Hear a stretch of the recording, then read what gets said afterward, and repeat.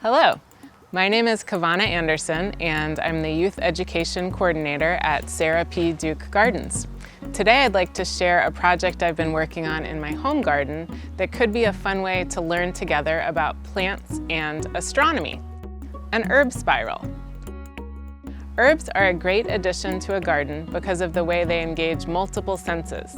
They come in a variety of textures you can feel, as well as smells, colors, shapes, and perhaps most importantly, flavors. An herb spiral is an idea that comes from permaculture design, a style of sustainable gardening that is inspired by the way that plants and other living organisms grow together in their ecosystems. To make this spiral, we used materials that we had on hand. These are recycled bricks left over from an old wall. Other materials would work as well, things like stones, cinder blocks, chunks of concrete, or even wood. An herb spiral is a way to fit more plants into a small space by going vertical, and to meet the different needs of different plants by creating microclimates, or little pockets of different weather. The spiraling walls create areas of shadow or sun throughout the day. But why do the different sides get different amounts of sun? Did you know that Earth is rotating right now at about 1,000 miles per hour? We can't feel it because it rotates at a constant speed.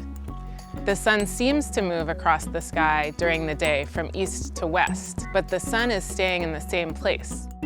The movement comes from the Earth rotating on its axis. It completes a rotation every 24 hours. Here's a fun way to observe that the Earth is rotating.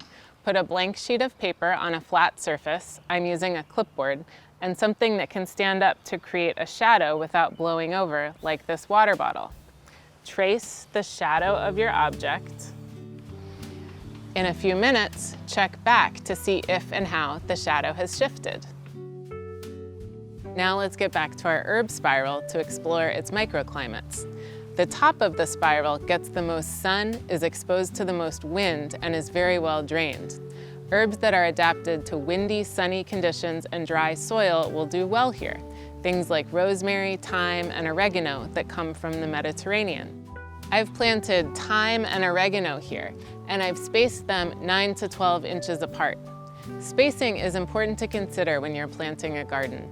It can be hard to imagine how big plants will get once they're fully grown, but you want to make sure your plants will have plenty of space to grow into. They need room above ground and also room for their roots underground to find enough water and nutrients. The east side of the spiral will get morning sun, but a bit of afternoon shade. So over there is a good spot for herbs like parsley, cilantro, or tarragon. The south side will get bright afternoon sun, so herbs like sage will do well here. And here on the southwest side, this wall will create some shelter from the wind, which makes it a good spot for dill, which grows 2 to 4 feet tall. This spot will have quite a bit of sun, and since it is the lowest point, it will also have the most moisture. Many of the herbs I planted further up the spiral need very well-drained soil, and wouldn't do as well here where I planted mint. Mint will spread, so it could make sense to grow in a container if you want to keep it contained and don't want it to take over. In fact, depending on the space you have where you live, most of these herbs could be grown in containers outside or even in a pot inside a sunny window. I've planted most of these herbs already, but I saved one because I want to show you quickly how to plant. Remember to check your spacing requirements, and then you'll want to dig a hole. You can check to see if your hole is the right size by setting your pot down into the hole. You'll take the plant out of the pot by squeezing it from the bottom, tucking it in, and then gently covering it with soil so that the top is completely covered. Then you'll want to add water.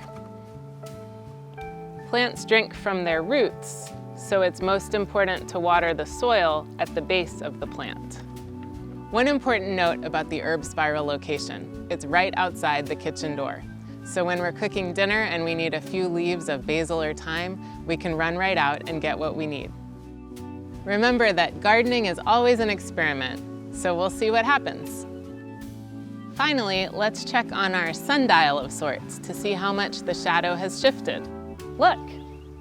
Hopefully this has inspired you to spend some time outside, with friends, family, or on your own, whether in a garden or somewhere else where you can observe plants and patterns of sunlight throughout the changing seasons.